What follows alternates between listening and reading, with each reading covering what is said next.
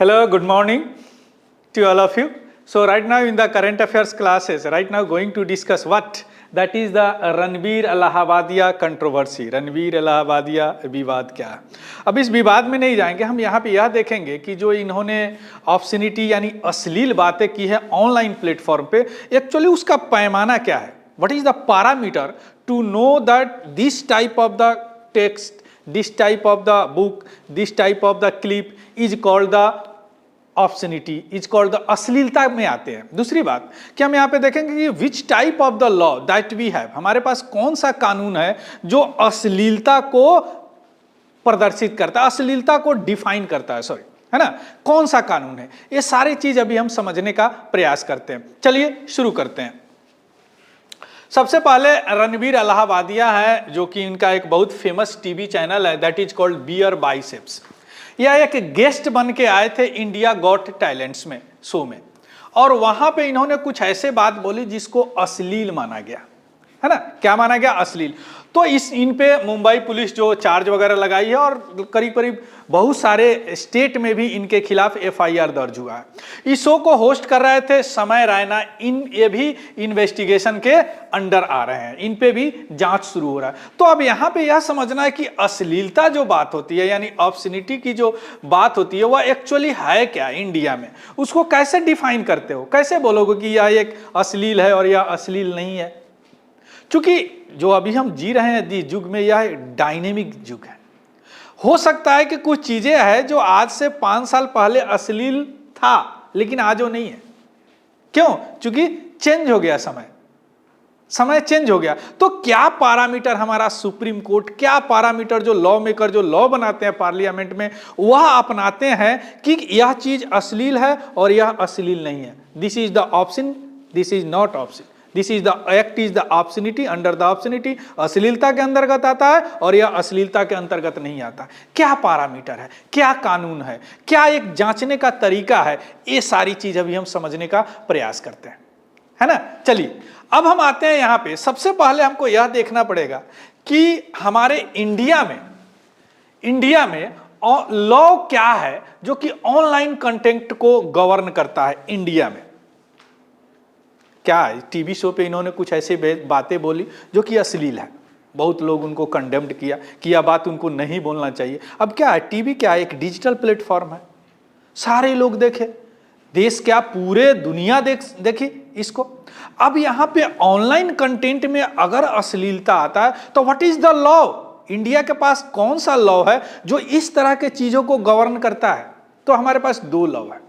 पहला होता है सेक्शन 294 ऑफ बीएनएस, यानी भारतीय न्याय संहिता, जो पहले क्या था, आईपीसी था, इंडियन पेनल कोड था, है ना। अब यह जो क्या इस कवर करता है ऑब्सीन मटेरियल, कोई अश्लील मटेरियल हो, सामग्री हो, जैसे कोई बुक हो जो अश्लीलता पे बुक हो, पेंटिंग हो जो अश्लील पेंटिंग हो, या ऑनलाइन कोई कंटेंट हो जो अश्लील हो, या उसमें एक्सेसिव सेक्सुअल कंटेंट हो, है ना, या कुछ ऐसा चीज हो जो ऑडियंस को करप्ट करता है यानी भ्रष्ट की ओर ले जाता है। तो अगर ऐसा कुछ है तो यह सेक्शन के तहत उनको पनिशमेंट दिया जाएगा, 2 साल तक सजा होगी या 5000 फाइन होगा फर्स्ट ऑफेंडर को, पहली बार गलती करने से। अगर दूसरी बार भी यही गलती किए तो इनका इंप्रिजमेंट भी बढ़ जाएगा और फाइन भी बढ़ जाएगा। तो first is what, section 294 of BNS, भारतीय न्याय संहिता, एक कानून है हमारे पास। दूसरा कानून क्या है, section 67 of the IT act 2000, है ना, इंफॉर्मेशन टेक्नोलॉजी एक्ट 2000 के सेक्शन 67 भी है जो ऑनलाइन कंटेंट में अश्लीलता आने पर उसको गाइड करता है। यह क्या करता है, यह प्रोहिबिट करता है, रोकता है पब्लिश करने से या ट्रांसमिट, प्रसार करने से क्या, ऑब्सीन मटेरियल, जो अश्लील मटेरियल है उसको यह रोकता है। और यहां भी सजा है, अगर आप नहीं किए तो 3 साल तक सजा है और 5 लाख तक फाइन है अंडर दिस एक्ट। कितना फाइन है? 5 लाख तक फाइन है। तो हमारे इंडिया में 2 ही लॉ है जो क्या करते हैं, ऑब्सनिटी को डील करते हैं, अश्लीलता को डील करते हैं। ये तो हो गया लॉ। अब एक बात समझ में नहीं आती कि अश्लीलता का क्या पैरामीटर है, क्या बोलेंगे अश्लील है। आपने कुछ दिन पहले न्यूज में देखा होगा, कोई समुद्र के किनारे स्नान करते हैं और ऐसे ही नेक्ट में घूम रहे हैं बीच पे। अब क्या ये अश्लील है? कुछ ऐसे फोटो भी वह कवर पेज पे छपवा लेते हैं।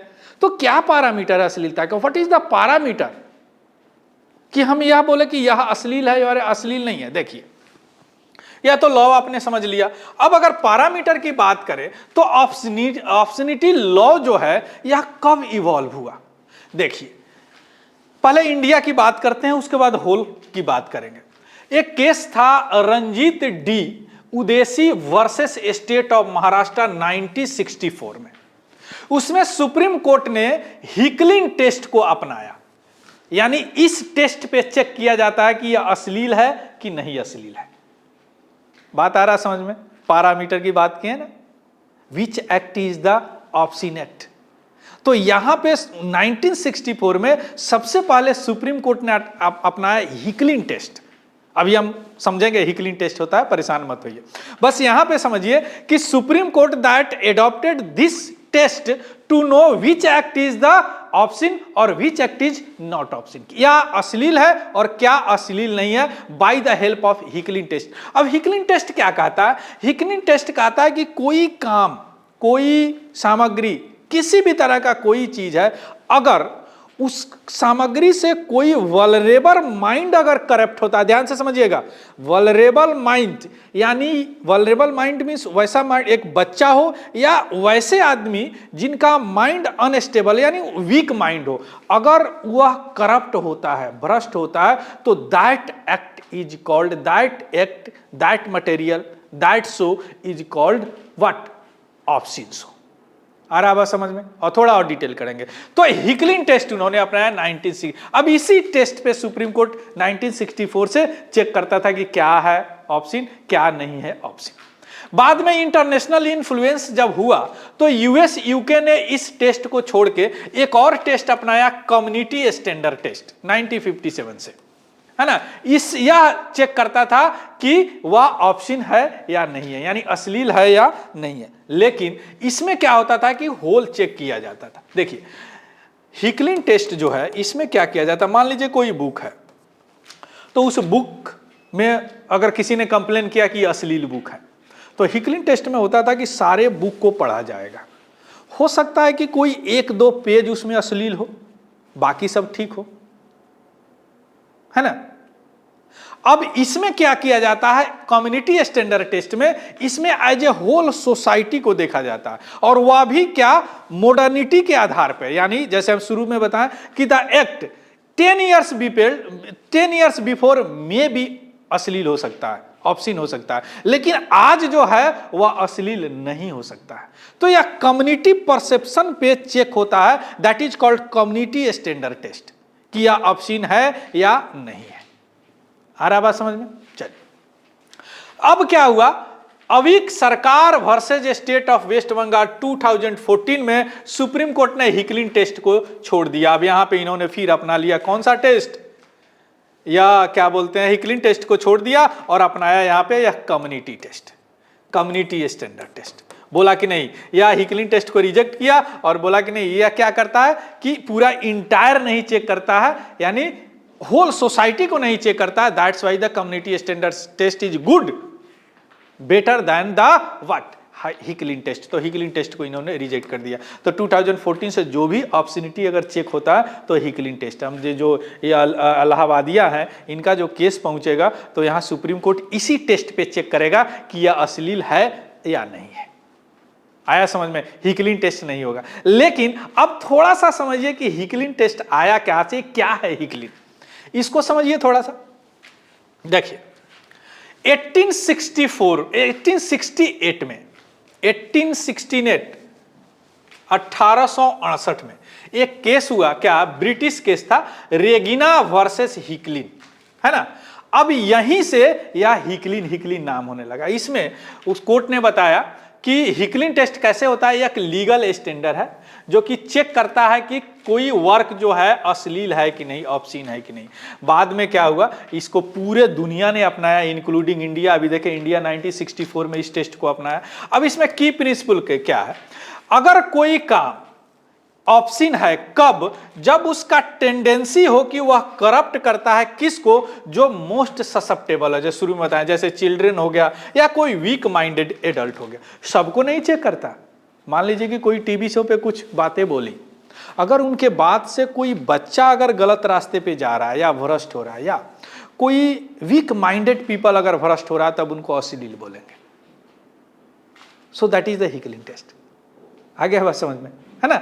बाद में इसको थोड़ा सा या आइसोलेटेड पैसेज को चेक करता है तो टेकन आउट कॉन्टेस्ट हो जाता है, तो can make entire work option, है ना। तो कई बार होते हैं कि 2-4 पेज भी खराब है तो पूरे किताब को हटा दो। लेकिन इसका मेन क्या है, या कम्युनिटी को नहीं दे लेता, या समाज को नहीं देखता, या हमारे सोसाइटी के मॉडर्निटी को नहीं देखता, या केवल देखता है कि बच्चे करप्ट हो रहे हैं। अरे भैया, आज से 20-10 साल जो बच्चे थे, आज बच्चे कुछ अलग हैं। आज से आने वाला 10 साल में बच्चे कुछ अलग हो गए। तो how can you define this is the to make corrupt on the susceptible person as like children, as like the weak minded peoples. Clear? So that is the Hicklin test. अब थोड़ा सा इसका आप कंपेयर देख लीजिए। जो अभी दो टेस्ट मैंने आपको बताया, एक कम्युनिटी स्टैंडर्ड टेस्ट और दूसरा व्हाट, हिकलिन टेस्ट। तो हिकलिन टेस्ट एस्पेक्ट क्या है, Hicklin and community standard test. अभी हमारा इंडिया इसको लेता है, पहले 1964 से इसको लेता था, लेकिन 2014 से इस पे चेक करता है। इनका रणबीर इलाहाबादिया इसी पे चेक होंगे। 1964 में सुप्रीम कोर्ट ने इसको लिया था। इसका फोकस क्या होगा, मोस्ट वनरेबल ऑडियंस, चिल्ड्रन और वीक माइंडेड, यह जनरल पब्लिक परसेप्शन पे देखता है। क्लियर? इसके अलावा जजमेंट बेसिस या isolated passage can make work option, यानी अगर 1-2 पैसेज भी है तो पूरे को ऑप्शन बना सकता है। या कंटेंट मस्ट बी जज एज ए होल, जबकि यह पूरा कंटेंट को चेक किया जाता है, थीम को चेक किया जाता है, उसके पीछे के पर्पस को चेक किया जाता है ना। स्टैंडर्ड क्या है, या स्ट्रिक्ट और सेंसरशिप है, या फ्लेक्सिबल है, कंसिडर्ड मॉडर्न सोशल वैल्यू को भी चेक करता है। जो शुरू में बताया ना, सोशल वैल्यू चेंज होते हैं समय के साथ, है ना। एक समय था जी सती प्रथा को अच्छा माना जाता था, आज माना जाएगा? नहीं माना जाएगा। वैल्यू हो गया क्या, चेंज हो गया। जैसे वैल्यू आदमी का चेंज होता है, एक सोसाइटी का अगर वैल्यू एक जैसा बन गया, दैट बिकम द इथिक्स, वही तो इथिक्स होता है। क्लियर? अब हम आते हैं, अब इनका ऑप्शनिटी ऑनलाइन कंटेंट क्या है इंडिया का। देखिए, एक केस आया था कॉलेज रोमांस केस 2024 में। इसमें सुप्रीम कोर्ट ने बोला कि एससी या ऑप्शनिटी चार्ज पे केस था, तो सुप्रीम कोर्ट ने ऑप्शनिटी चार्ज को कॉस्ट कर दिया, यानी रद्द कर दिया अश्लीलता चार्ज को। क्यों? और बोला क्या कि फाउल लैंग्वेज, यानी अपवित्र बातें या बेकार बातें जो है वह ऑप्शनिटी से अलग है। कोई अगर कुछ गाली वगैरह दे देता है, इसका मतलब अश्लील नहीं है। उन्होंने बोला कि यह अश्लीलता से अलग है। यानी इसमें उन्होंने बताया कि अश्लीलता क्या है। अब ध्यान दीजिए, अश्लीलता क्या है सुप्रीम कोर्ट के अनुसार 2024 में, वह सामग्री, वह बात, वह एक्ट अश्लील है जो कि सेक्सुअल थॉट को एराउज करे, अदरवाइज वह नहीं है। वह चीज, वह एक्ट, वह सामग्री, material that considered to be what, obscene, that arouse the sexual thought. अगर सेक्सुअल थॉट को अगर वह एराउज करता है, that is the obscene act. वह आता है come under the obscenity as per the judgment 2014 by the supreme court. Clear? यानी केवल वल्गरिटी, फूहड़पन, या केवल एब्यूजिव यानी गाली गलौज लैंग्वेज जो है, यह ऑप्शन नहीं होता। अगर किसी को कोई गाली दे दिया, गंदा गाली दे दिया, तो उसको अश्लील नहीं बोलेंगे। ऑप्शन मतलब होता है according to the supreme court judgment कि अगर कोई एक्ट हुआ that arouse the sexual thought, that become the what, obscene act, और वह come under the obscenity. Clear? अब जो रणबीर जो इलाहाबादी हैं, उनका जो केस है वह 3 चीज कोर्ट चेक करेगा। क्या करेगा चेक? देखिए, पहला करेगा कि क्या इनका जो एक्ट है, जो टीवी पर जो भी बोले, क्या वह सेक्सुअल थॉट को एराउज करता है, ये चेक करेगा सबसे पहले। उसके बाद क्या करेगा चेक कि क्या इन्होंने जो बोला कि केवल एक वल्गर और प्रोफेन है, प्रोफेन मीन्स अपवित्र होता, वल्गर यानी फूहड़पन होता है, या इन्होंने ये भी चेक करेंगे, चूंकि कम्युनिटी स्टैंडर्ड चेक होते हैं, ओवरऑल थीम क्या ऑप्शन था उनका टीवी शो का। तो अभी तक के अंदाज से आ रहा है कि अगर ये सारे चीज चेक किया जाए तो इनका कमेंट माइट बी डिफेंडेड, इनका कमेंट को डिफेंड किया जा सकता है है ना, कम्युनिटी स्टैंडर्ड टेस्ट पर। अब आगे देखते हैं कोर्ट क्या जजमेंट देता है। Clear? So that is all about the obscenity, यानी इंडिया में ऑब्सनिटी क्या है, चेक करने का पैरामीटर क्या है, हमारे यहाँ लॉ क्या है, हमारे यहाँ जो रिसेंट जजमेंट भी हमने देखा कॉलेज रोमांस केस, ये सारी चीज is related to obscenity right now we have discussed. Clear? So that is very very important for your polity we can say, and also we can say our socialism, है ना। Clear? So thank you, have a good day and happy learning. Thank you very much.